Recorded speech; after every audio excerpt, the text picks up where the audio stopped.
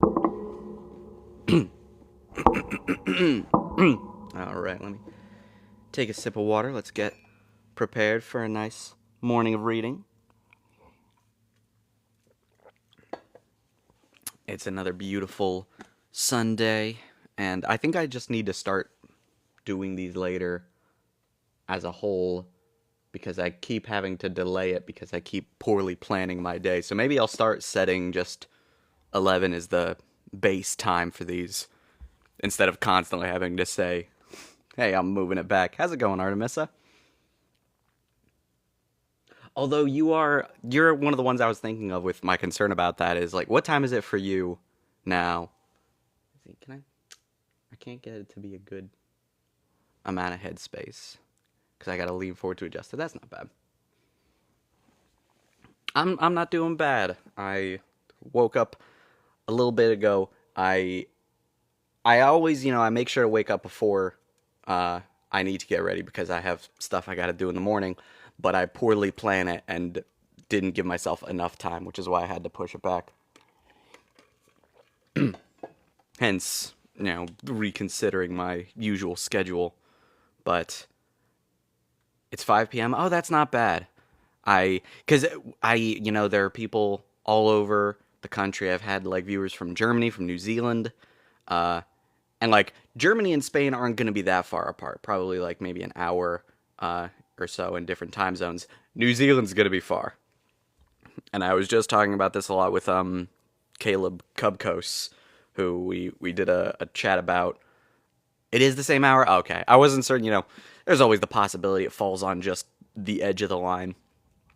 But Caleb lives in Australia, which is the exact opposite side of the planet, and so it's so tough synchronizing anything because we recorded. For me it was 11 p.m. For him it was noon, and there's next to no time where it's like not super early for me or super late for him. Let's see, it shouldn't be, but we changed it to the same hour as. Ooh, those are those are always the like such a minor thing and something that so rarely would come up, but like, oh boy, sure wish we did that for a different reason. How many times do you think you sneeze in a year? Thousands. Probably thousands. Probably 2 to 3 thousand. I thought this was Captain Sparkles. You're not the first person to say that. And I find that interesting. There are some comparisons that I get that I like, I can kind of see it. Captain Sparkles, I don't know. I mean, if nothing else, he has black hair, doesn't he? I'm a little bit light. Do you sneeze a lot? You don't think I've ever seen it happen on my lives? I don't really go live if I'm sneezing a lot, but it's not, thousands over the course of every day. It's very solid windows of I sneeze hundreds of times within this 3 week period. You get your cold and you're sneezing all day and you're surrounded by tissues. A nightmare. Let's see, I found out 2 years ago. I imagine there's a reason it's not well known information. I imagine they're like, we just decided to change it. We didn't need a reason. Stop asking questions. You remember when you found out most people don't sneeze every day? Do you sneeze every day? Do you have like sneeziation? Do you sneeze after eating? My family, I thankfully dodged the biggest bullet in my life. But my grandma, my dad, my brother all have something called sneeziation, where if they eat too much, they start sneezing relentlessly. And we mainly know it from my brother, who refuses to mitigate that in any way. He says, I will eat as much as I want to, and I will deal with the consequences. Compared to my dad, who just eats small portions. But yeah, it's crazy. It's such a burden. I'm so glad, I take after my dad in so many ways. We literally called me Mini Me because I look so much like him, and I missed the most important thing. Let's see, you don't have that. Oh, just allergies. That's also rough. More common, but equally frustrating. Sneezing is such a pain. I should talk briefly about, we're going to be reading some Revenge of the Sith today. We got a good chapter coming up, folks. You ready for this? You ready for what time it is? We're getting to a certain Jedi Council scene where a certain somebody is going to be denied a certain rank. Oh, thank you, Andrew, for the follow. How's it going? Hello from Ireland. What state are you in? I'm in Florida. The messy one. The rain and alligator state, as I believe it's called. And XCJ, did you miss much? We haven't even started yet. You haven't missed a thing. Although, I mean, depending on how many of these you've caught, you may have missed 10 chapters, but not a thing of today's reading. Good morning, Andrew. We're here, yeah, as every Sunday reading Revenge of the Sith by Matthew Stover. Are you reading Legends or Disney-approved books? So this was written for Legends, but it's, I mean, saying Disney-approved, I'm reading the special edition, which was published by Disney, a couple of months ago. B, this book has been referenced so many times in new canon that it's 100% Disney approved. That's not even to say, like, not just that they're referencing Revenge of the Sith, like, obviously that's going to be significant. This book specifically, things only in the novelization have made their way into Disney. And so it's, I would say, 100% Disney approved. Let's see. Nice, you're playing Jedi Fallen Order. Hell yeah. Sounds fun. Orwellian approved books. I think Orwell would approve of this, actually. I think Orwell would be kind of into, I don't know. I guess it depends on, is he like a prude? But with Animal Farm, he doesn't seem to be. I think he'd dig, like, yeah, make a sci-fi movie and make it about totalitarian overreach. 100%. Which is your favorite Solo kid? Oh, that's tough. The only one I can say confidently is not Anakin.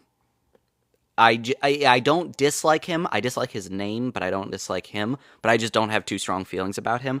I think it's going to be real close between Ben and Jason. And I don't know if you necessarily intended Ben to be in that category. So, like, Jason is my favorite Legends one. I do love Ben Solo, though. And Jaina is also great. Don't get me wrong. Jaina is very, very, very close second in all of this. Have you ever read Labyrinth of Evil? I have. It's not one of my favorites. It's certainly not my favorite by Luceno, but that's partially just his work is so consistently phenomenal. But Labyrinth of Evil, it's definitely got some strengths. I liked the stuff about Grievous and his backstory. Very cool. Which Old Republic novels are worth reading? You gave up with Revan. Not unfair. Revan is, in fairness, probably the weakest one that I've read. In terms of the Old Republic, Old Republic covers so much space. Deceived, which is about Darth Malgus, I thought was very good. I had a lot of fun with that. I know, it's connected to the MMO, but you don't really need to know anything. If anything, all you need to do is watch one of the sick-ass Old Republic trailers, which are fantastic. The Darth Bane trilogy is phenomenal. Absolute masterpiece. Did y'all know that tied into Kyle Katarn? I never knew about Kyle Katarn's connection to Darth Bane. That's so... I'm only listening to the audio drama now, and it's so wild. Like, I love it. I was so excited when they started mentioning Rusan. Much love from the Empire. No, you gotta leave. Empire bad. But let's see, yeah, Deceived and Bane are my favorite ones. I would also say, like, Annihilation is pretty good. Fatal Alliance is alright. It's a little flawed, but there are a lot of strengths. I would say, yeah. They're otherwise, other than Revan, most of them are pretty good. It's really just one stinker bringing down the curve. And yeah, Artemisa, you were going to ask if Ben counted. I sure hope so. I love Ben. I think he's great. I think they need to do more with him. Give me the hunt for Ben Solo. Do you ever create your own Sith name? Probably. I don't remember it, though.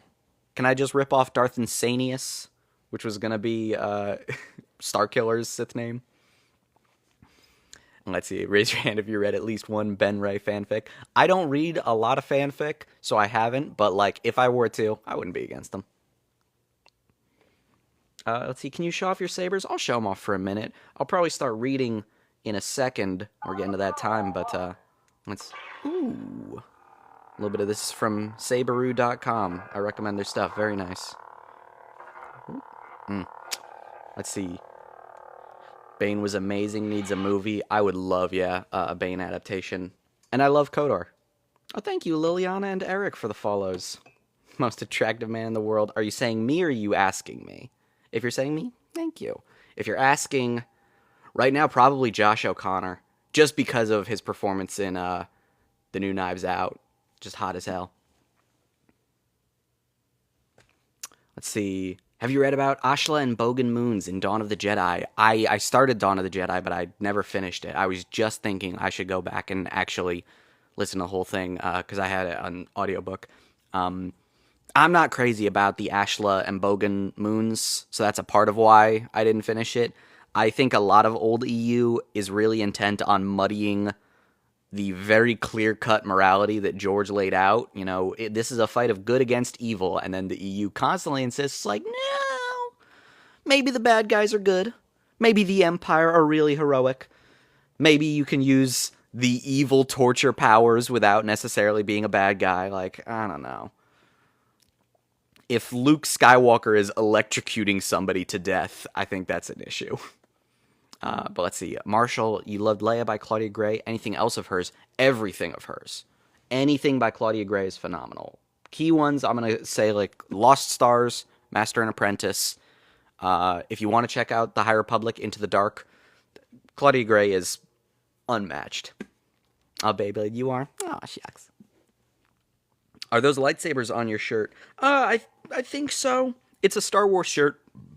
And I think they're supposed to be, like, vaguely reminiscent of lightsabers. Oh, thank you, Barb, for the follow. Oh, and Bloodlines, also excellent, yes. Fantastic. Literally anything Claudia's ever written. She is one of the most consistently solid authors in the Star Wars space. I'd say, like, only, you know, maybe Zahn is above her. It's really, fantastic work. So let's see. We should start reading. Because, like I said, we're on chapter 11. This is when a couple of big things are going to happen. I know, you know, Anakin's going to be rejected for mastery. Shame, shame. There's a whole lot of drama in the Jedi Council. This is when we're starting to get into the real murkiness of Revenge of the Sith. So let me see, any last one? It's a really cool nerdy shirt. It is. I think, is this Heroes and Villains? I'm not certain, and I'm not ready to take off my shirt to determine it. But I think it's made by Heroes and Villains. Let's see. You're a lifelong Star Wars fan? Hell yeah. Oh, I hope you enjoy watching with your daughter. That's adorable. I hope she loves it. And are the Clone Wars miniseries canon? No, but some elements of them have been reincorporated. But broadly, it's not. Oh, I'm glad she liked A New Hope. I feel like it's such a frustrating trend where, like, younger people, usually, like, around teenagers, say that, like, New Hope is boring and slow. It is my favorite one, Space Godzilla, and I think that they're just not appreciating, like, if you need, like, modern effects and stuff to enjoy a movie, I think you're missing out on a lot. I think there's a lot of good stuff to be appreciated in classic cinema. Oh, thank you for the follow, Shadow Gears. And with that little soapbox moment, let's dive into Chapter 11, Politics. Orbital mirrors rotated, resolving the faint light of Coruscant's sun to erase the stars. Fire ships cross-hatched the sky with contrails of chemical air scrubber, bleaching away the last reminders of the fires of days past. Chill remnants of night slid down the high council tower of the Jedi Temple, and within the cloistered chamber itself, Obi-Wan was still trying to talk them out of it. "Yes, of course I trust him," he said patiently. "We can always trust Anakin to do what he thinks is right, but we can't trust him to do what he's told. He can't be made to simply obey. Believe me, I've been trying for many years." Conflicting currents of energy swirled and clashed in the council chamber. Traditionally, decisions of the council were reached by quiet mutual contemplation of the flow of the Force, until all the council was of a single mind on the matter. But Obi-Wan knew of this tradition only by reputation, from tales in the archives and stories told by masters whose tenure on the council predated the return of the Sith. In the all too short years since Obi-Wan's own elevation, argument in this chamber was more the rule than the exception. An unintentional opportunity the Chancellor has given us. God, Yoda's always rough. Are you reading Animal Farm? Hell yeah, classic. Let's see. A window he has opened into the operations of his office. Fools we would be to close our eyes. Then we should use someone else's eyes, Obi-Wan said. Forgive me, Master Yoda, but you just don't know him the way I do. None of you does. He is fiercely loyal, and there is not a gram of deception in him. You've all seen it. It's one of the arguments that some of you here in this room have used against elevating him to Master. He lacks true Jedi reserve, that's what you've said. And by that we all mean that he wears his emotions like a HoloNet banner. How can you ask him to lie to a friend, to spy upon him? That is why we must call upon a friend to ask him, said Agent Kalar in his gentle Zabrak baritone.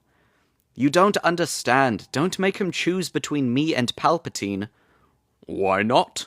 Asked the hollow presence of Plo Koon from the bridge of Courageous, where he directed the Republic Navy strike force against the Separatist choke point in the Yolander system.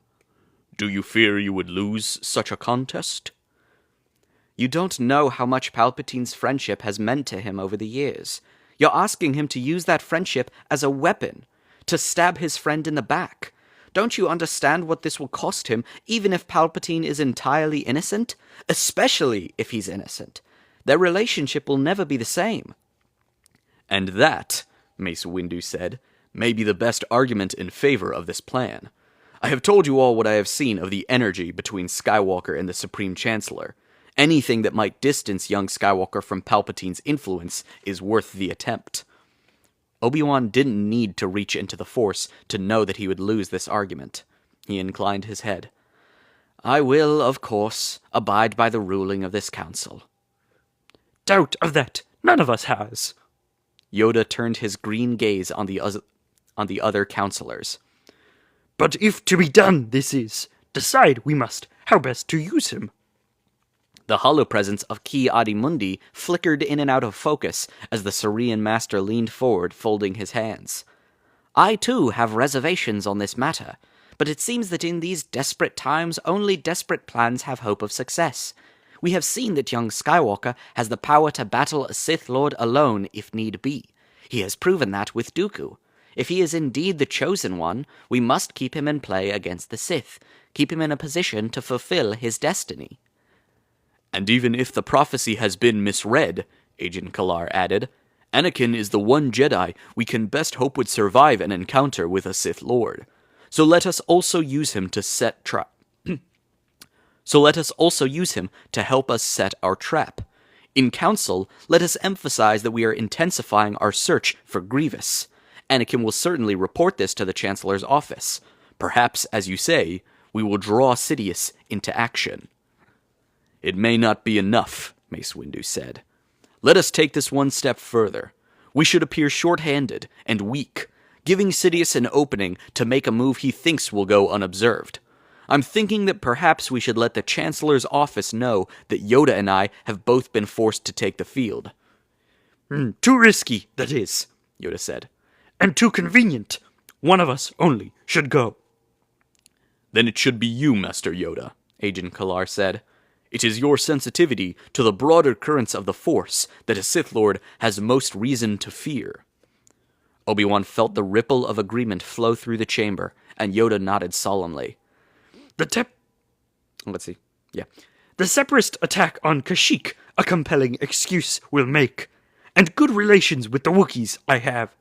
Destroy the droid armies I can, and still be available to Coruscant, should Sidious take our bait.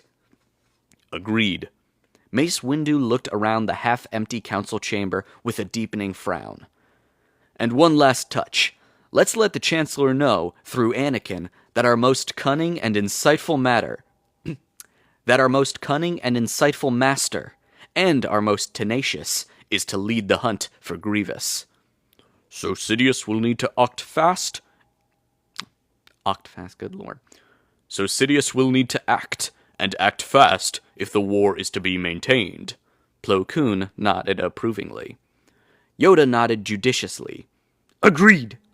Agen Kalar assented as well, and Ki-Adi-Mundi. This sounds like a good plan, Obi-Wan said, but what master do you have in mind? For a moment, no one spoke, as though astonished he would ask such a question. Only after a few seconds in which Obi-Wan looked from the face of one master to the next, puzzled by the expressions of gentle amusement each and every one of them wore, did it finally register that all of them were looking at him. I love that moment. That's the absolute best. Let me catch up on some what about the droid attack on the Wookiees? We'll be getting to that soon. I like that this establishes that that's an intentional, feint, and not just Ki-Adi-Mundi being an idiot. Thank you, Colton and Cobra, for the follows. I'm glad to have you. And yes, Cobra, it is Revenge of the Sith. O'Hara, me during a first date. If you're not starting with Revenge of the Sith, you're doing it wrong, you know? How could you possibly be any better?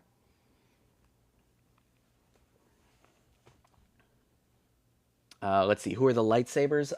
Most aren't characters. The only character I've got is Luke, the best boy. Oh, but yeah, that moment where, Obi-Wan, he has so little faith in his own greatness. I love the entire rest of the council saying, yeah, we'll send our best master, the most tenacious, the most fierce, and one of our wisest, and make clear that he's coming for Grievous to really get him shaken in their boots. And Obi-Wan is the only one who doesn't know who they're talking about. I love that. He's so good. All right. Started a read of Heir to the Empire yesterday. Nice. Hell yeah.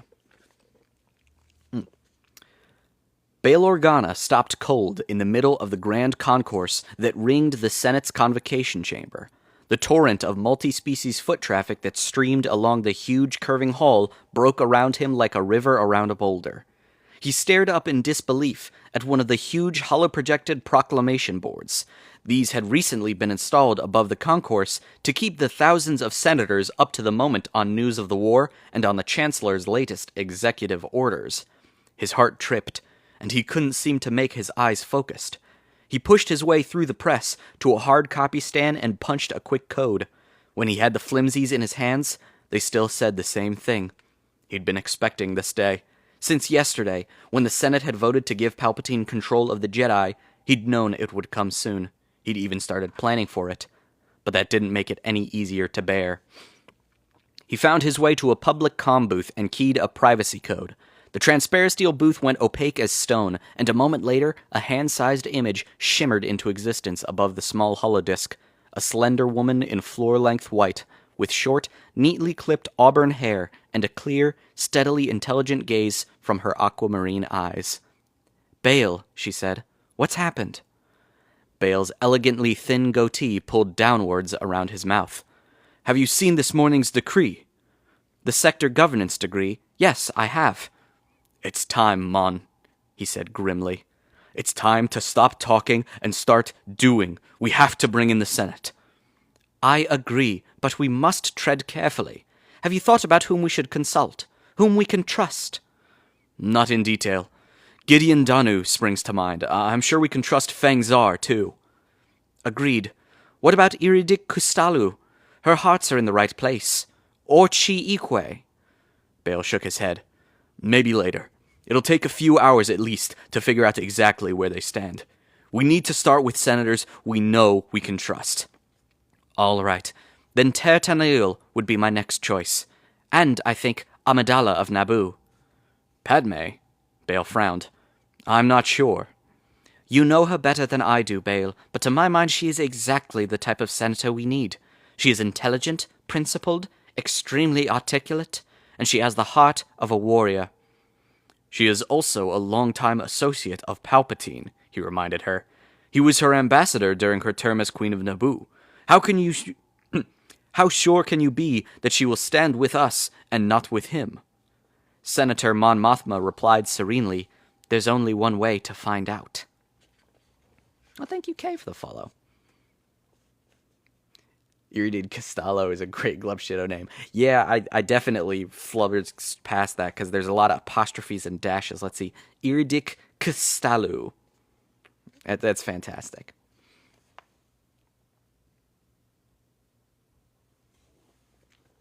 Let's see. Do you have Star Wars Omnibus? I have some. I have the Tales of the Jedi Omnibus. All right, let's see. By the time the doors to the Jedi Council chamber finally swung open, Anakin was already angry. If asked, he would have denied it, and would have thought he was telling the truth. But they had left him out here for so long, with nothing to do but stare through the soot-smudged curve of the High Council's tower's window ring at the scarred skyline of Galactic City, damaged in a battle he had won, by the way, personally, almost single-handedly, and with nothing to think about except why it was taking them so long to reach such a simple decision. Angry? Not at all. He was sure he wasn't angry. He kept telling himself he wasn't angry, and he made himself believe it. Anakin walked into the council chamber, head lowered in a show of humility and respect. But down inside him, down around the nuclear shielding that banked his heart, he was hiding. It wasn't anger he was hiding. His anger was only camouflage. Behind his anger hid the dragon. He remembered too well the first time he had entered the chamber, the first time he had stood within a ring of Jedi Masters gathered to sit in judgment upon his fate. He remembered how Yoda's green stare had seen into his heart, had seen the cold worm of dread eating away at him, no matter how hard he'd tried to deny it. The awful fear he'd felt that he might never see his mother again. He couldn't let them see what that worm had gone in. He couldn't let them see what that worm had grown into. He moved slowly into the center of the circle of brown-toned carpet and turned toward the senior members. Yoda was unreadable as always, his rumpled features composed into a mask of serene contemplation. Mace Windu could have been carved from stone. Ghost images of Ki-Adi-Mundi and Plo Koon hovered a centimeter above their council seats, maintained by the seat's internal holoprojectors. Ajan Kalar sat alone, between the empty chairs belonging to Shak Ti and Stas Ali. Obi-Wan sat in the chair that once had belonged to Oppo Rancisis, looking pensive, even worried. Anakin Skywalker. Mace Windu's tone was so severe that the dragon inside Anakin coiled instinctively.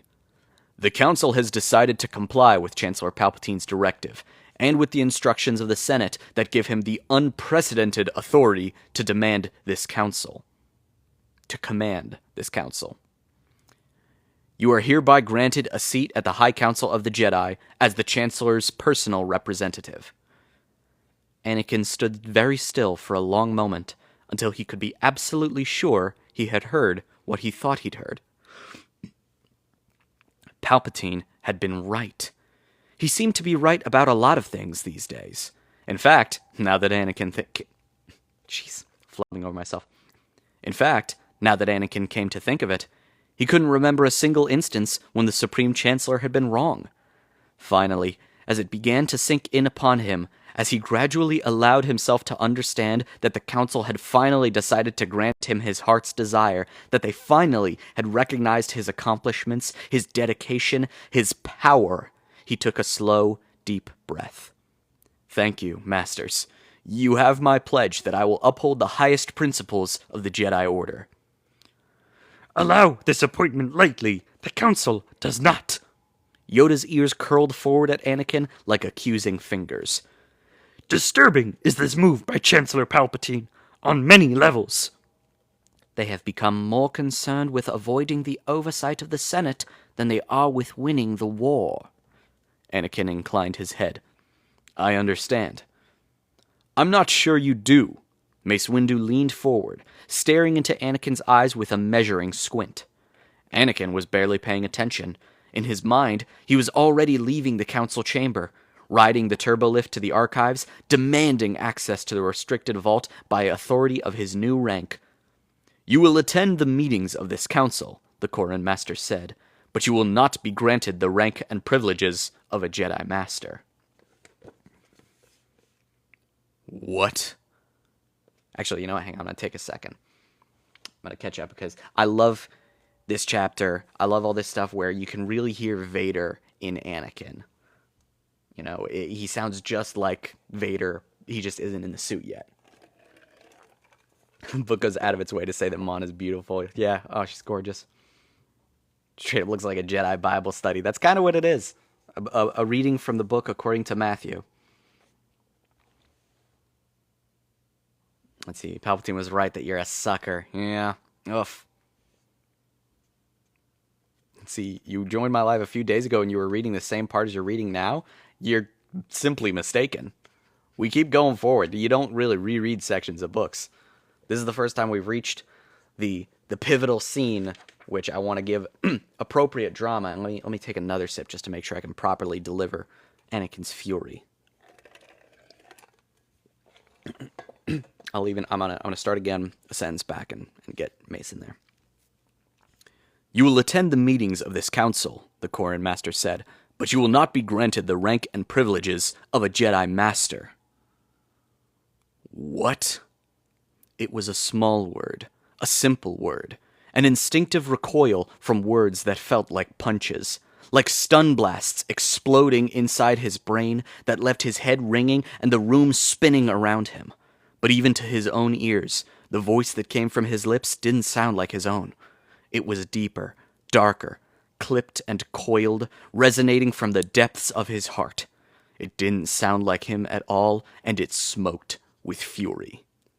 How dare you? How dare you? Anakin stood welded to the floor, motionless. He wasn't even truly aware of speaking. It was as if someone else were using his mouth. And now, finally, he recognized the voice. It sounded like Dooku, but it was not Dooku's voice. It was the voice of Dooku's destroyer. No Jedi in this room can match my power. No Jedi in the galaxy. You think you can deny mastery to me? The Chancellor's representative you are, Yoda said, and it is as his representative you shall attend the council. Sit in this chamber you will, but no vote will you have. The Chancellor's views you shall present, his wishes, his ideas and directives, not your own. Up from the depths of his furnace heart came an answer so far transcending fury that it sounded cold as interstellar space. This is an insult to me and to the Chancellor. Do not imagine that it will be tolerated. Mace Windu's eyes were as cold as the voice from Anakin's mouth. Take a seat, young Skywalker. Anakin matched his stare.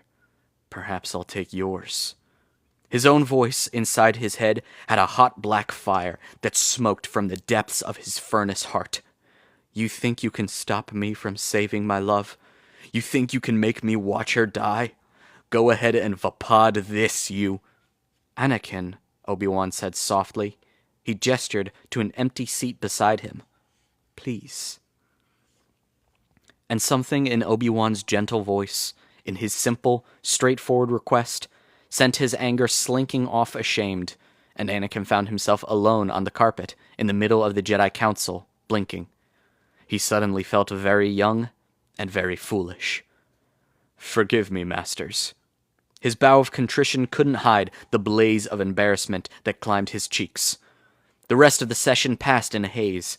Ki-Adi-Mundi said something about no Republic world reporting any sign of Grievous, and Anakin felt a dull shock when the Council assigned the task of coordinating the search to Obi-Wan alone. On top of everything else, now they were splitting up the team? He was so numbly astonished by it all that he barely registered what they were saying about a droid landing on Kashyyyk. But he had to say something. He couldn't just sit here for his whole first meeting of the Council, master or not. And he knew the Kashyyyk system almost as well as he knew the back alleys of Mos Espa. I can handle it, he offered, suddenly brightening. I could clear that planet in a day or two. Skywalker, your assignment is here. Mace Windu's stare was hard as Durasteel, and only a scrape short of openly hostile. Then Yoda volunteered, and for some reason, the Council didn't even bother to vote. It is settled then, Mace said. May the Force be with us all.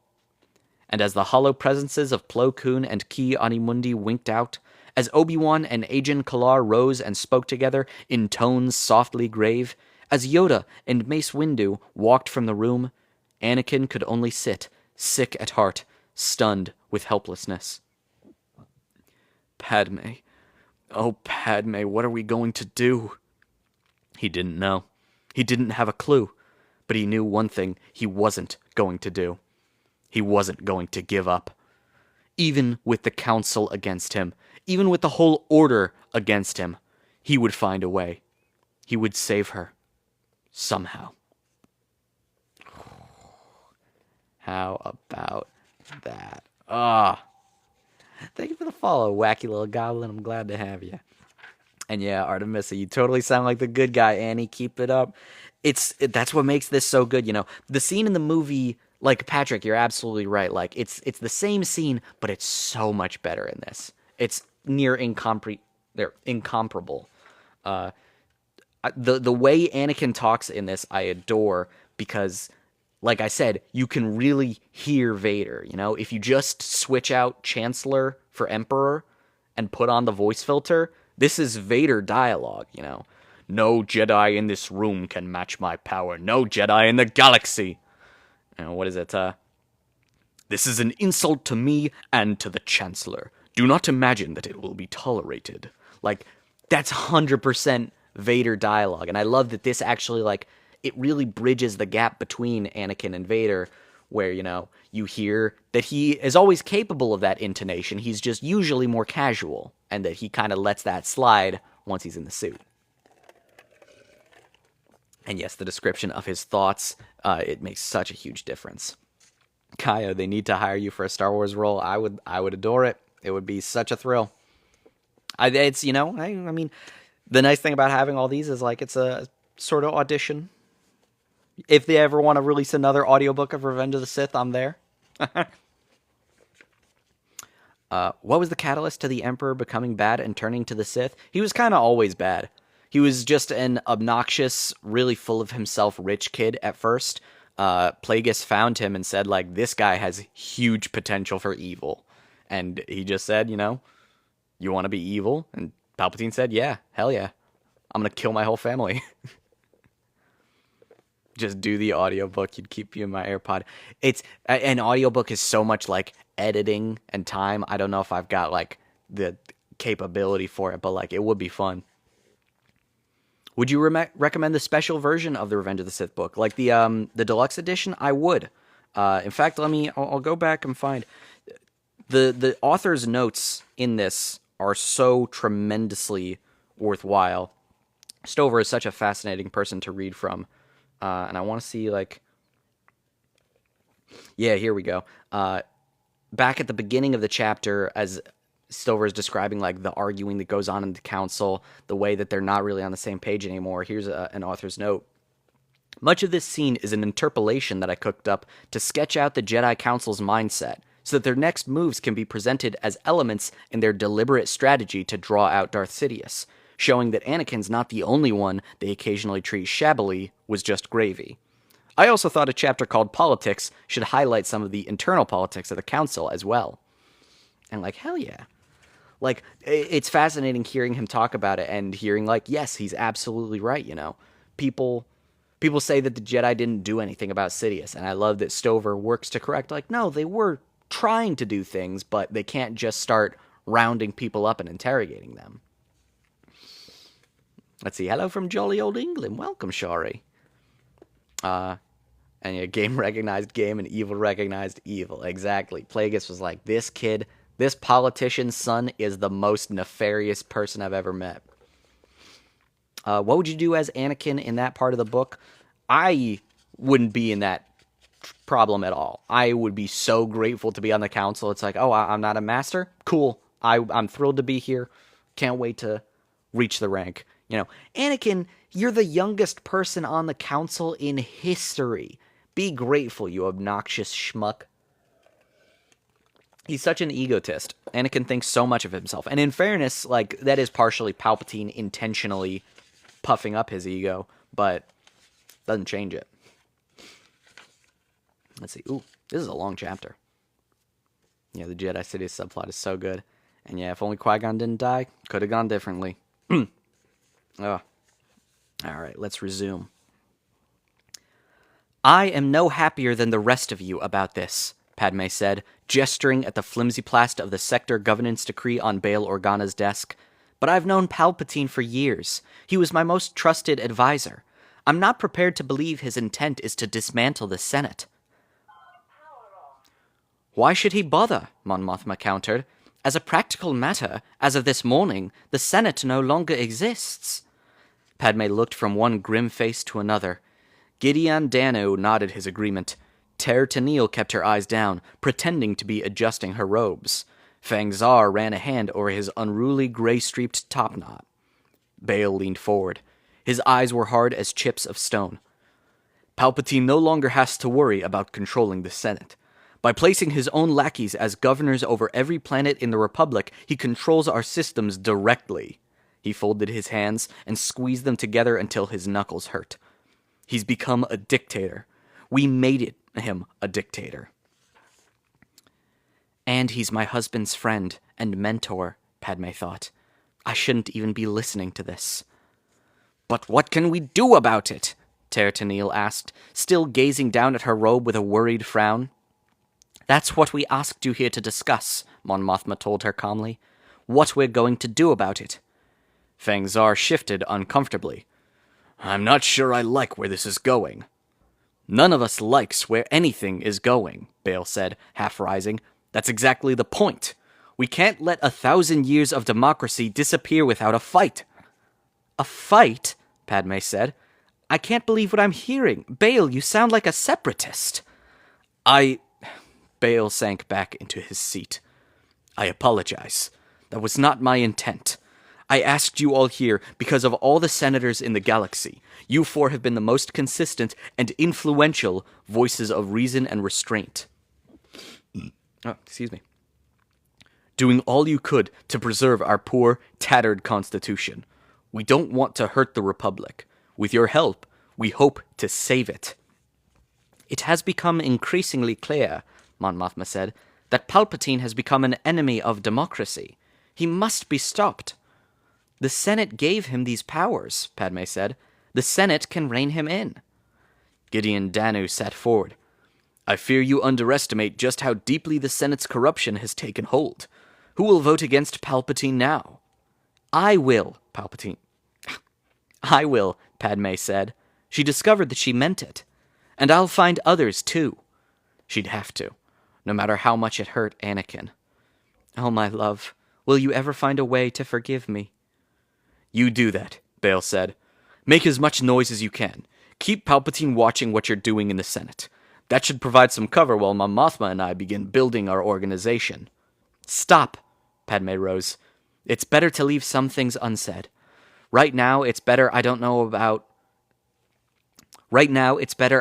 anything about anything. Don't make me lie to my husband, was her unspoken plea. She tried to convey it with her eyes. Please, Bail, don't make me lie to him. It will break his heart. Perhaps he saw something there. After a moment's indecision, he nodded. Very well. Other matters can be left for other times. Until then, this meeting must remain absolutely secret. Even hinting at an effective opposition to Palpatine can be, as we've all seen, very dangerous. We must agree never to speak of these matters except among the people who are now in this room. We must bring no one into the secret without the agreement of each and every one of us. That includes even those closest to you, Mon Mothma added. Even your families. To share anything of this will expose them to the same danger we all face. No one can be told. No one. Padme watched them all nod, and what could she do? What could she say? You can keep your own secrets, but I'll have to tell my Jedi husband, who is Palpatine's beloved protege. She sighed. Yes, agreed. And all she could think, as the little group dispersed to their own offices, was, Oh, Anakin, I'm sorry. I'm so sorry. Jeffrey, what dis? Yeah, it's the Revenge of the Sith novel. And yeah, Bail is right. That's the thing. They're right. He doesn't want to sound like a separatist, but kind of should be. Oh, we got a hat and mustache. A little good look for Revenge of the Sith. Thank you, Shari. Gotta have some style as you're reading. A little bit of personal drama here. Anakin was glad the vast vaulted temple hallway was deserted, save for him and Obi-Wan. He didn't have to keep his voice down. This is outrageous! How can they do this? How can they not? Obi-Wan countered. It's your friendship with the Chancellor, the same friendship that got you a seat at the Council, that makes it impossible to grant you mastery. In the Council's eyes, that would be the same as giving a vote to Palpatine himself. He waved this off. He didn't have time for the Council's political maneuvering. Padme didn't have time. I didn't ask for this. I don't need this. So if I wasn't friends with Palpatine, I'd be a master already. Is that what you're saying? Obi-Wan looked pained. I don't know. I have the power of any 5 masters, any 10. You know it, and so do they. Power alone is no credit to you. Anakin flung an arm back toward the council tower. They're the ones who call me the Chosen One. Chosen for what? To be a dupe in some slimy political game? Obi-Wan winced as if he'd been stung.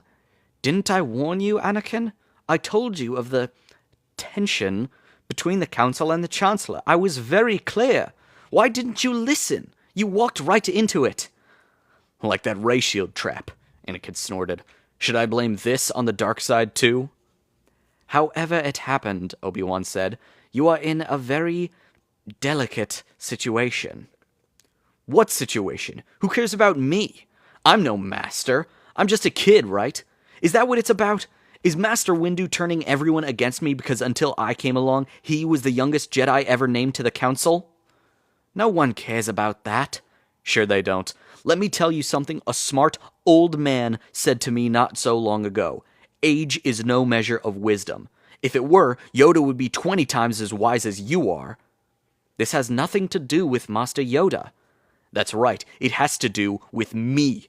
It has to do with them all being against me. They always have been. Most of them didn't even want me to be a Jedi. And if they'd won out, where would they be right now? Who would have done the things I've done? Who would have saved Naboo? Who would have saved Kamino? Who would have killed Dooku and rescued the Chancellor? Who would have come for you and Alpha after Ventress? Yes, Anakin, yes, of course. No one questions your accomplishments. It's your relationship to Palpatine that is the problem, and it is a very serious problem. I'm too close to him? Maybe I am. Maybe I should alienate a man who's been nothing but kind and generous to me ever since I first came to this planet.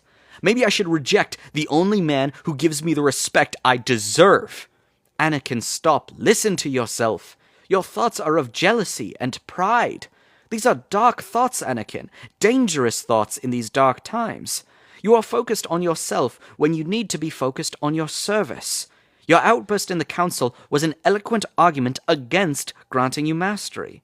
How can you be a Jedi Master when you have not mastered yourself? Anakin passed his flesh hand over his eyes and drew a long, heavy breath. In a much lower, calmer, quieter tone, he said, "What do I have to do?" Obi-Wan frowned. "I'm sorry?" They want something from me, don't they? That's what this is really about. That's what it's been about from the beginning. They won't give me my rank until I give them what they want. The Council does not operate that way, Anakin, and you know it. Once you're a master as you deserve, how will they make you do their bidding? Yes, I know it. Sure I do, Anakin said. Suddenly he was tired. So incredibly tired. It hurt to talk. It hurt even to stand here. He was sick of the whole business. Why couldn't it just be over? Tell me what they want. Obi-Wan's eyes shifted, and the sick fatigue in Anakin's guts turned darker. How bad did it have to be to make Obi-Wan unable to look him in the eye? Anakin, look, I'm on your side, Obi-Wan said softly. He looked tired too. He looked as tired and sick as Anakin felt. I never wanted to see you put in this situation. What situation? Still, Obi-Wan hesitated. Anakin said, Look, whatever it is, it's not getting any better while you're standing here working up the nerve to tell me. Come on, Obi-Wan. Let's have it. Obi-Wan glanced around the empty hall as if he wanted to make sure they were still alone. Anakin had a feeling it was just an excuse to avoid facing him when he spoke. The Council, Obi-Wan said slowly, approved your appointment because Palpatine trusts you. They want you to report on all his dealings. They have to know what he's up to. They want me to spy on the Supreme Chancellor of the Republic? Anakin blinked numbly. No wonder Obi-Wan couldn't look him in the face. Obi-Wan, that's treason! We are at war, Anakin. Obi-Wan looked thoroughly miserable. The Council is sworn to uphold the principles of the Republic through any means necessary. We have to, especially when the greatest enemy of those principles seems to be the Chancellor himself. Anakin's eyes narrowed and turned hard. Why didn't the Council give me this assignment while we were in session? Because it's not for the record, Anakin. You must be able to understand why. What I understand, Anakin said grimly, is that you are trying to turn me against Palpatine. You're trying to make me keep secrets from him. You want to make me lie to him. That's what this is really about. It isn't, Obi-Wan insisted. He looked wounded. It's about keeping an eye on who he deals with and who deals with him. He's not a bad man, Obi-Wan. He's a great man who's holding this republic together with his bare hands by staying in office long after his term has expired, by gathering dictatorial powers. The Senate demanded that he stay. They pushed those powers on him. Don't be naive. The Senate is so intimidated that they give him anything he wants. Then it's their fault, not his. They should have the guts to stand up to him. That is what we're asking you to do, Anakin. Anakin had no answer. Silence fell between them like a hammer. He shook his head and looked down at the fist he had made of his mechanical hand. Finally, he said, "He's my friend, Obi-Wan." "Yes," Obi-Wan said softly, sadly, "I know. If he asked me to spy on you, do you think I would do it?" Now it was Obi-Wan's turn to fall silent. "You know how kind he has been to me." Anakin's voice was hushed. "You know how he's looked after me, how he's done everything he could to help me. He's like family. The Jedi are your family." "No." Anakin turned on his former master. "No, the Jedi are your family, the only one you've ever known. But I'm not like you. I had a mother who loved me. And a wife who loves me," he thought. "And soon a child who will love me too. Do you remember my mother? Do you remember what happened to her? Because you didn't let me go to save her," he finished silently. "And the same will happen to Padme, and the same will happen to our child." Within him, the dragon's cold whisper chewed at his strength. "All things die, Anakin Skywalker. Even stars burn out." "Anakin, yes, of course. You know how sorry I am for your mother. Listen, we're not asking you to act against Palpatine. We're only asking you to monitor his activities. You must believe me." Obi-Wan stepped closer and put a hand on Anakin's arm. With a long, slowly indrawn breath, he seemed to reach some difficult decision. "Palpatine himself may be in danger," he said. "This may be the only way you can help him." "What are you talking about?" "I am not supposed to be telling you this. Please do not reveal we have had this conversation. To anyone, do you understand?" Anakin said, "I can keep a secret." "All right." Obi-Wan took another deep breath. Master Windu traced Darth Sidious to 500 Republica before Grievous's attack. We think that the Sith Lord is someone within Palpatine's closest circle of advisors. That is who we want you to spy on, do you understand? A fiction created by the Jedi Council, an excuse to harass their political enemies. If Palpatine is under the influence of a Sith Lord, he may be in the gravest danger. The only way we can help him is to find Sidious and to stop him. What we are asking of you is not treason, Anakin. It may be the only way to save the Republic. If this Darth Sidious of yours were to walk through that door right now, I would ask him to sit down, and I would ask him if he has any power he could use to end this war." "So all you're really asking," Anakin said slowly, "is for me to help the Council find Darth Sidious." "Yes."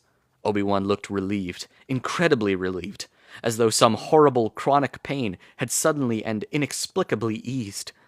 "Yes, that's it, exactly." Locked within the furnace of his heart, Anakin whispered in echo, not quite an echo, slightly altered, just at the end. I would ask him to sit down, and I would ask him if he has any power he could use to save Padme. Chapter's not yet over, but there's another pause, so I'm gonna take some time. Oh man, how about that, huh? Can I ask, I am worried as I'm reading them back and forth, is the distinction between Palpatine's voice and Obi-Wan's clear enough? Like, you know, there's no gap between them. It just cuts from Palpatine saying, Obi-Wan saying something, Palpatine saying something. I hope I'm doing a good enough job distincting their accents. Oh, thank you, Eva, for the follow. Yes, it's clear. Oh, that's good. I'm trying to give my most, like, at a certain point, Palpatine's gonna just become like, "Oh, Anakin, I'm a feeble old man. I'm not handsome, Ewan McGregor." And it's like I gotta differentiate. It wasn't clear to me. It's as Obi-Wan is describing that Darth Sidious is in Palpatine's inner circle. Anakin's remembering Palpatine telling him, oh, this Darth Sidious is a fiction created by the Jedi Council, an excuse to harass their political enemies. And it's so great seeing the way that Palpatine's manipulation is tangibly augmenting Anakin's relationships with the members of the Jedi Council and even Obi-Wan himself. Let's see, I'll have to try and, I don't want to make Palpatine too old and feeble, but I do need to. That's always the trouble with audiobooks, is separating everyone. Sometimes you get those really dramatic voices specifically to pull that out. Oh, yeah, love the imagery of the dragon. Yes, the sun dragon is so perfect. Because, yeah, I think, it's in an earlier chapter where it's introduced that, yes, it's an old parable from Tatooine, the dragon that lives within the sun.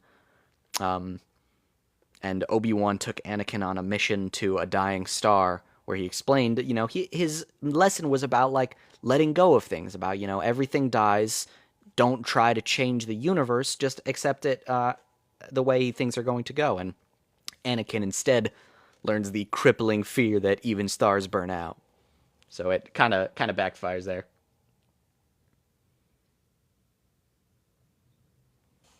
Let's see, the Jedi Order's devotion is to the ideals of the Republic, not any one man, so is it treason? That's the question, isn't it? That's where you get, complex morality. It's, is it righteous? Like, Palpatine is, like, they're absolutely correct. He's democratically elected, he is the rightful ruler of the Republic, and he is beloved by a lot of the Republic. But we know that there's a lot more to it. We know that there are complexities to how he gained that power, and we know the bad things that he intends to do. So is it treason to betray this man in favor of the ideals of the body you represent? It's tough. And quite frankly, America is kind of considering the same thing. Thank you, Nicolette. Got you. Perfect use of, I love that Kylo thumbs up. I could have left it as Matt, the radar technician, who is a Star Wars character, but I stuck with this one. Emotions carry Vader as a character. Yes, it's when he gets emotional that he's the best. Scabies, Darth Bane, Path of Destruction is phenomenal. Absolutely. The whole Bane trilogy is excellent. And yeah, Palpatine's manipulation in this is so much better than the movie. It's insane.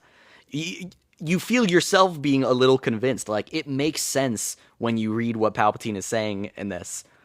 It's like, I might have been convinced by him. It's tough to say. All right, we've only got, let's see, I think a little bit left. I think we're about to get to that scene of Obi-Wan, Mace, and Yoda on the Republic gunship. Is he not the chosen one? So let's round this out with a bang. Another sip of water. The gunship streaked through the capital's sky. Obi-Wan stared past Yoda and Mace Windu, out through the gunship's window, at the vast deployment platform and the swarm of clones who were loading the assault cruiser at the far end. "You weren't there," he said. "You didn't see his face. I think we have done a terrible thing." "We don't always have the right answer," Mace Windu said. "Sometimes there isn't a right answer." "Know how important your friendship with young Anakin is to you, I do," Yoda, too, stared out toward the stark angles of the assault cruiser being loaded for the counter-invasion of Kashyyyk. He stood leaning on his Geimer stick as though he did not trust his legs. Allow such attachments to pass out of one's life. A Jedi must. Another man, even another Jedi, might have resented the rebuke, but Obi-Wan only sighed. I suppose he is the chosen one, after all. The prophecy says he was born to bring balance to the Force, but... The words trailed off. He couldn't remember what he'd been about to say. All he could remember was the look on Anakin's face. Tell me real quick. TikTok tries to boot you out after long enough. There we go.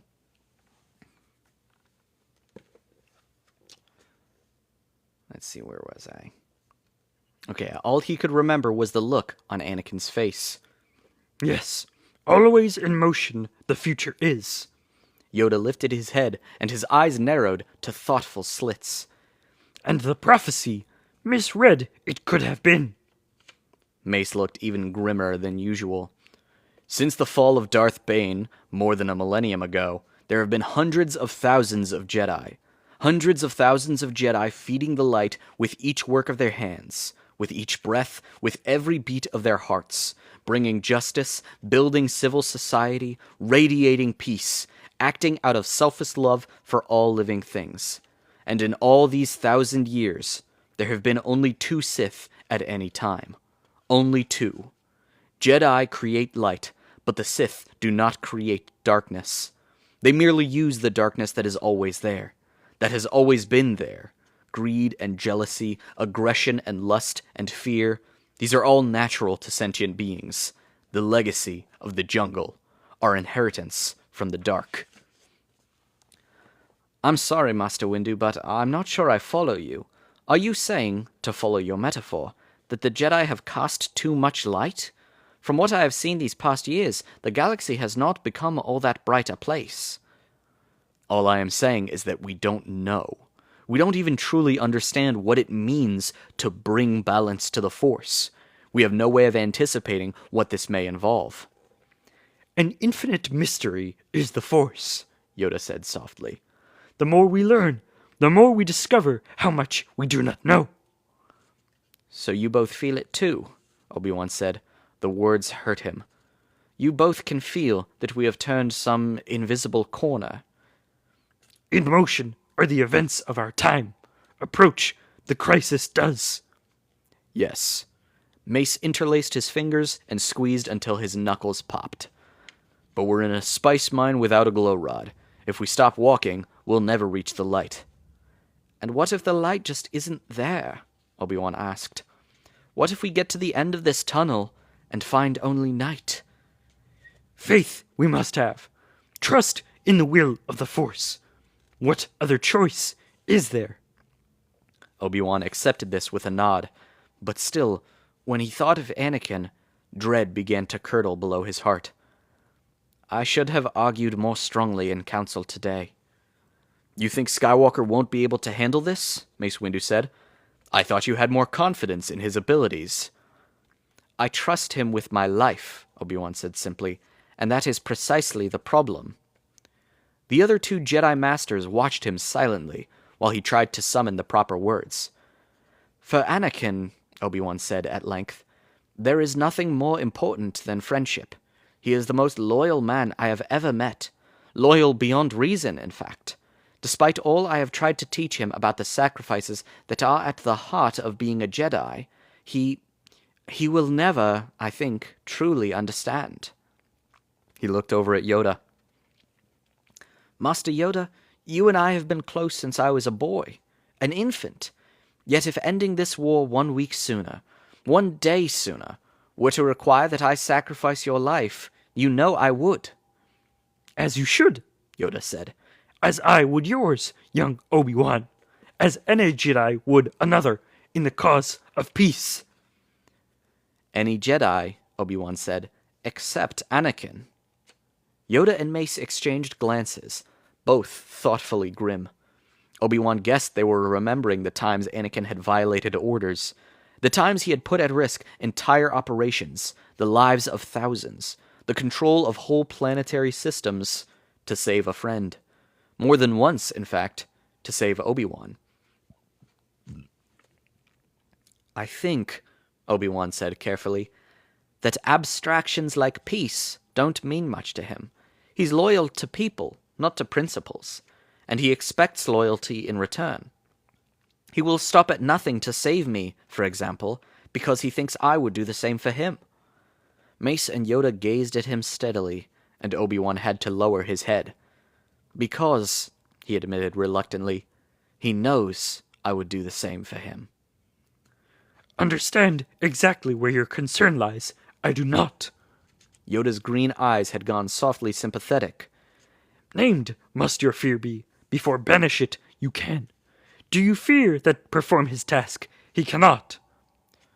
Oh no, that's not it at all. I am firmly convinced that Anakin can do anything, except betray a friend.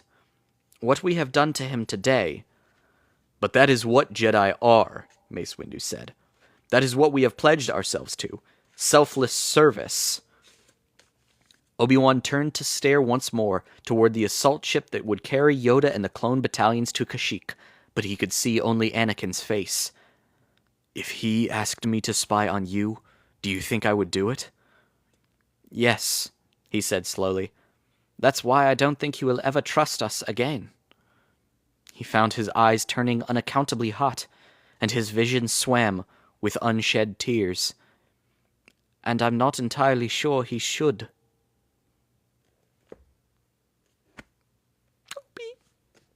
Obi-Wan. That's the end of the chapter. And my poor boy. Nate, yeah, I have so much sympathy and understanding for Obi-Wan here. This book, it makes me love Obi-Wan so much. It's easily my favorite appearance of his. It's heartbreaking, but God, is it good. Thank you, it's Lewis, for the follow. I appreciate it. But yeah, that whole last conversation. This whole book is just Obi-Wan having the most miserable, heart-wrenching, gut-dropping 3 weeks of his life. Yeah, Obi-Wan is going through it. It's just so rough because he's the best one of them, and the rest of the council knows it. The only person who doesn't is Anakin because he's a selfish twit. And Obi-Wan deserves better. He knows better, and he just isn't able to keep everything together, and he's gonna lose it all. Oh man, Obi. Poor guy. Thank you, Jay Frosk, for the follow. I'm glad to have you. Let's see, you were just playing Star Wars Outlaws. Hell yeah. I still haven't finished Outlaws. I need to go back and resume. But I fell behind. But yeah. Oh, this book is so good. God, I'm so glad, if nothing else, I love doing this live reading because it gives me the excuse to reread Revenge of the Sith, and it's so phenomenal. Great read along again. Thank you. And I'll try to, I was thinking as soon as I get off here, I got to upload a couple more of the chapters to YouTube for anyone who wants to re-listen or, put it on in the background. What's the book called? It is Revenge of the Sith by Matthew Stover. I've been reading the deluxe edition. If you want, you can check out my TikTok showcase where I have this available for purchase. Strongly recommend the deluxe edition. In fact, there was another footnote that I wanted to read. Let's see, you're fantastic at it. Thank you, Nate. I appreciate it. Here we go. Oh, Stover is such a fascinating person. Listening to him talk, he's extremely trained in martial arts. He's extremely knowledgeable about philosophy. He's learned about all these world religions and constantly incorporates them into his work. There are moments where, Jedi wisdom is directly pulled from real world, usually Eastern traditions, because that's the root of the Jedi, straight from George. And Stover is the perfect person to adapt that because he gives such fascinating insights. Thank you, Artemisa. Y'all flatter me.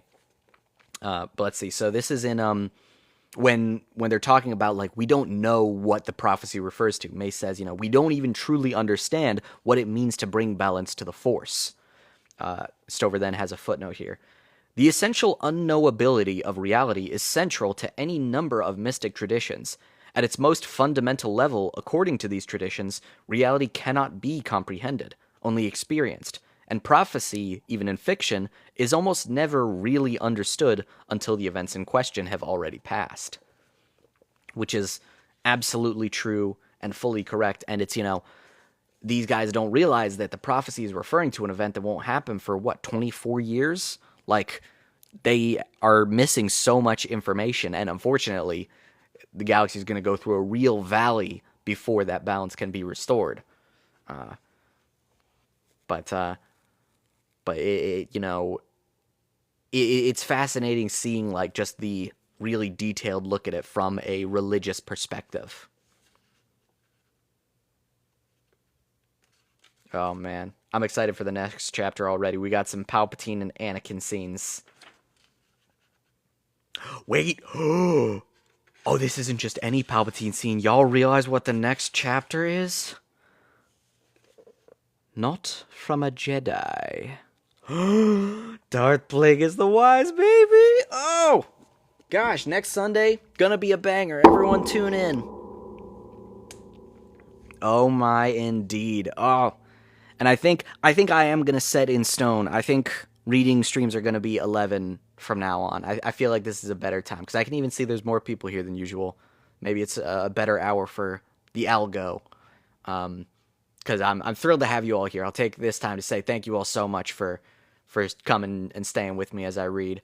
Let's see. Alex, what's your opinion on Sauron versus Vader? I mean, Sauron accomplishes a lot more. Being, if anything, I'd say it would be Sauron versus Palpatine. Both of which are kind of just the spooky overlord. Vader is a much more complex, more comparable to Saruman, or maybe even like a Grima Wormtongue. But I do love both of them. It's tough to pick a favorite. Now, I admit, though, I've never read Lord of the Rings. I just adore the movies. So I would absolutely... I would take anything I say with a grain of salt, because I'm only getting the adaptation of him. Being here is a joy. Showery, what time does the stream start? Because of the time difference here in England. We were just talking about, all the different time periods.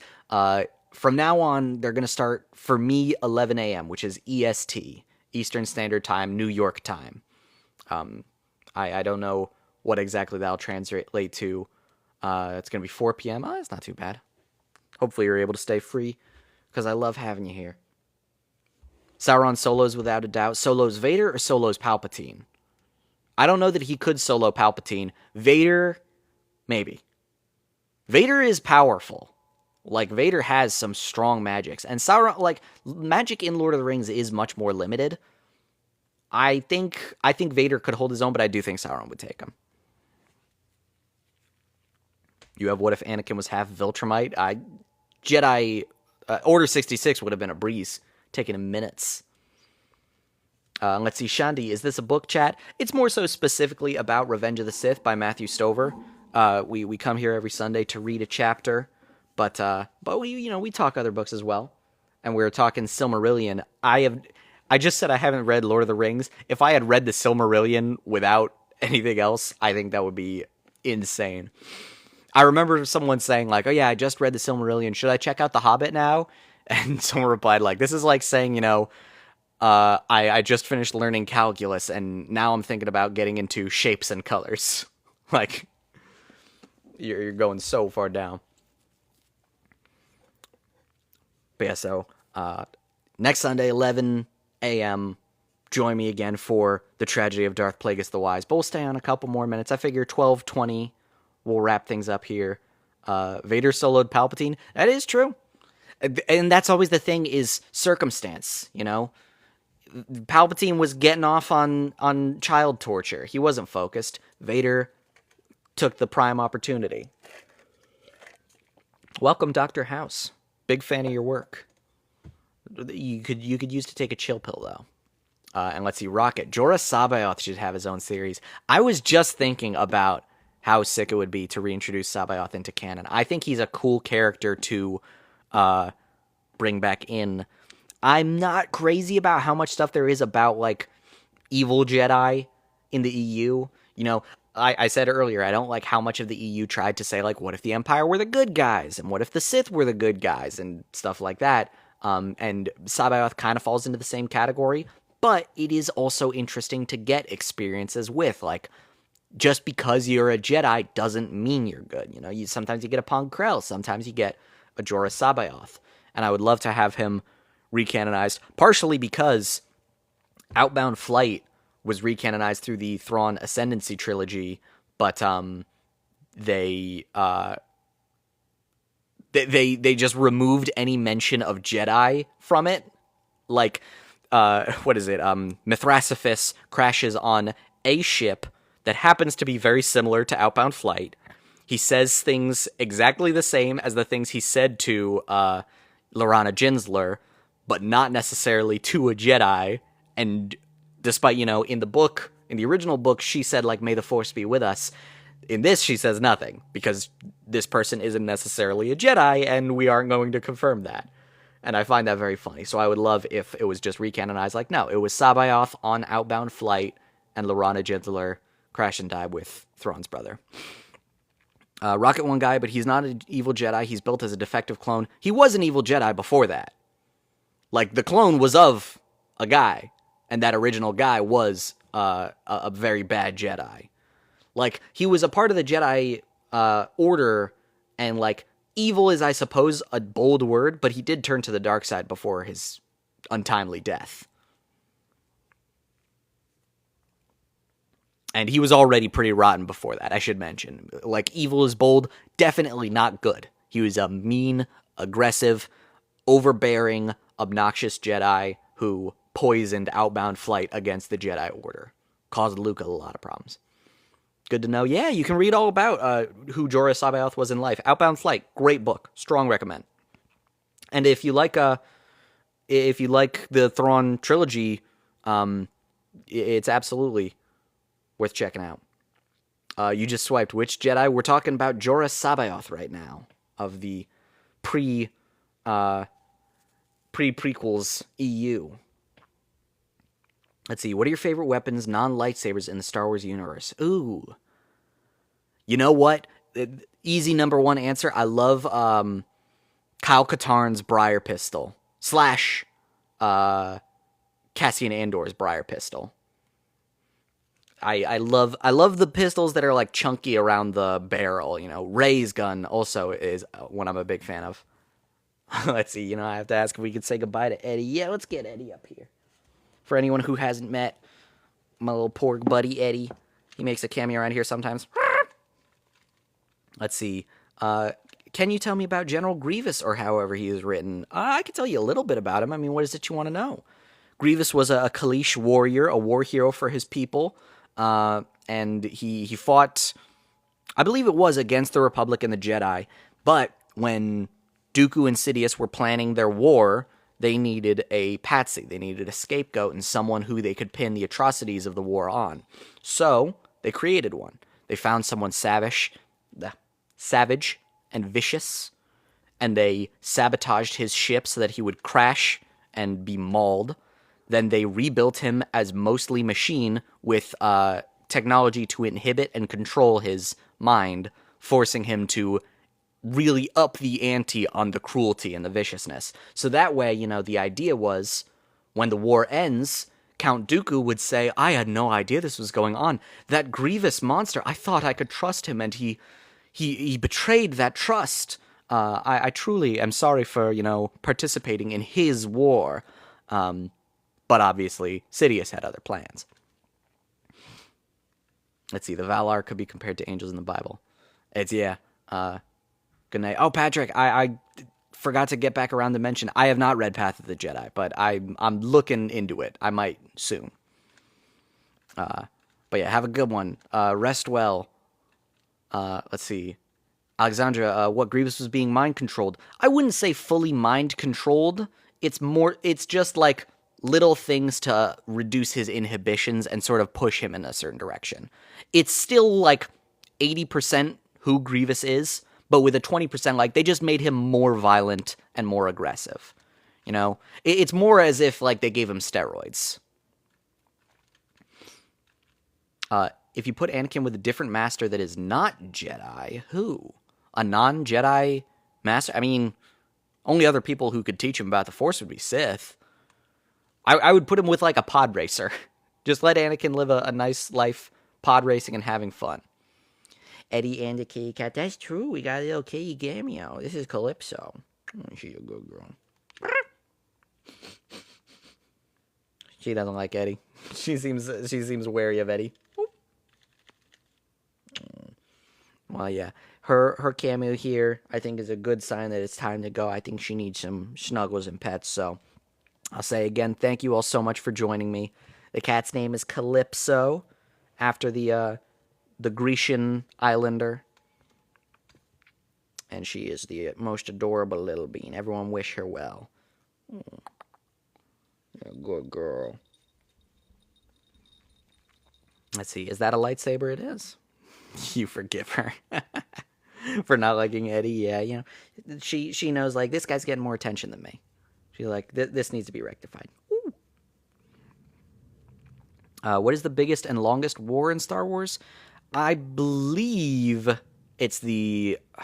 God, I can never remember what any of them are named, because they're all kind of the same war, which is the Sith War as dictated in the Old Republic MMO. I believe that war in total lasts for like a couple of centuries. Like, it's a long time. I may even be underselling it. It may be like Millennium of War. Just kind of a constant thing.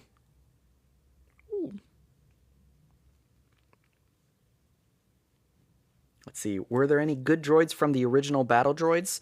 Like any that were good guys? Yes. One was reprogrammed by Temmin Wexley of the New Republic. He reprogrammed a B1 battle droid and repainted it with a blood red color scheme that he then named Mr. Bones. If you couldn't tell, Temmin was like 14 when he did this. It's very in character. You probably actually know Temmin. Temmin Snap Wexley is in the sequels. He's the... I feel bad describing him this way, but he's the kind of heavy pilot with the black hair and the beard who he flies with Poe in Force Awakens, and then in Rise of Skywalker, he is like, he communes with Leia. He kind of gets like the featured pilot role outside of Poe Dameron.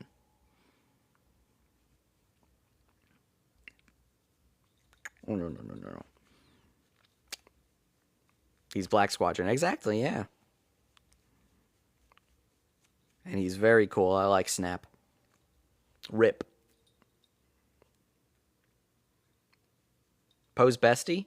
I mean, they're friends. I think Finn is pretty squarely Poe's bestie. Oh, let's see. You're almost done with Darth Bane trilogy. Oh, hell yeah. Bane is so good. Bane is easily like one of the most consistently solid trilogies in the series. Not most, but it's up there. It's a very good one. Let's see. You never knew that? You always liked the brown battle droid vehicles from Phantom Menace? Oh, yeah, they are cool. And yeah, Finn and Jess are his besties, but they are close. That's very true. Poe is, one of the people who raised a toast to Snap after his tragic passing in Rise, which never even got a mention from his stepfather, which is rude. Force Awakens or Heir to the Empire? Which one was Snap in Force Awakens? Or are you asking just like, which do I prefer? Is this like a, which one would you take? Do you like Star Wars? I do. Let's see. Do you know Sauron was a cat named Terildo in the very early version of Silmarillion? That's pretty neat. Rule of Two's ending traumatized me. That's the thing. Rule of Two, I would say, is, in my opinion, the weakest of the three, mainly because the ending is just so utterly bleak. It's such a tremendous, like, there's no upside, no good. It relies on, good people doing what they think is right and then horribly punishing them for it. And I think that's a bit dark. Compared to the other two, have a bit more of like, there obviously is a bad connotation to anything where Bane is going to win. But the other two are still much more like, well, there's at least some silver linings. Some stuff didn't go horribly, or at least in the third one, without spoiling anything that goes on, like when something bad happens to someone, they usually deserve it. Megan, yeah, kitty, we got a little kitty cameo. And yes, it would be so funny if I just revealed, like, I'm not a big Star Wars fan. That was my April Fool's joke last year, wasn't it? Which is like, I have a confession. I've never seen any of the Star Wars movies. I've just been guessing. I don't know who Darth Plagueis is, and at this point I'm afraid to ask. Do you think Revan can beat Vader? Probably. Revan was pretty strong. Vader, the suit, really hinders him. I don't know, though. Vader does got the rage. And do you have a favorite droid? Yes, K2SO from Andor. From Rogue One, I guess. I just think of Rogue One as the Andor prequel, you know. But K2 is so delightful. I absolutely adore him. I'm not surprised you don't know who Plagueis is. It's not a story the Jedi will tell you. That's very true. They've been keeping it a secret. And we'll learn that secret next Sunday, which is a great transition to me actually going and doing the stuff I need to do with the rest of my day. Thank you all so much for coming and joining me. It is the droid set on my shelf. I got K2 right behind me. Artemis, let's see. I get my artificial intelligence to read all of Star Wars for me. It's been such a pleasure having you all here. It's been a pleasure chatting with you after our reading. Feel free to join my Discord. Jonathan makes a good point mentioning. I announce whenever I'm going live, so you can get, just the update of like, hey, we'll be on in a bit reading. I'll see y'all next Sunday, 11 EST, as always. I guess not as always, but as it will be now. 7, 8, and 9, honest review. I'm on my way out the door, but I'll give you like 5 words on each. Fun, but creatively bankrupt and messed up the rest of the trilogy.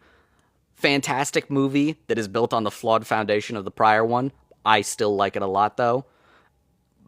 Utter mess, but it's entertaining. There are fun things in it, even though it's a complete disaster. Those are my fully honest thoughts on all of them. And before anyone can flame me for any of it, I am going to hop off. Thank you all. Have a great rest of your day. I will see you in a week for some Darth Plagueis the Wise. And as always, may the Force be with you. Artemis, I'm bouncing. You ain't getting me.